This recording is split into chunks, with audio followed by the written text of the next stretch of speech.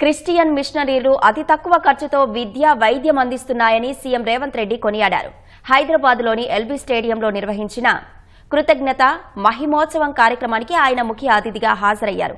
Calvary temple వ్యవస్థాపకులు సతీష్ కుమార్ కు రేవంత్ రెడ్డి జన్మదిన శుభాకాంక్షలు తెలియజేశారు. యువత డ్రగ్స్ గంజాయి వంటి వ్యసనాల బారిన పడుతున్నారని సీఎం ఆందోళన వ్యక్తం చేశారు. సతీష్ జన్మదినం సందర్భంగా యువత వ్యసనాల బారిన పడకుండా ప్రచారం చేసి అవగాహన కల్పించాలని కోరారు. తెలంగాణలో మతపరమైన దాడులను సహించేది లేదని ముఖ్యమంత్రి రేవంత్ రెడ్డి హెచ్చరించారు.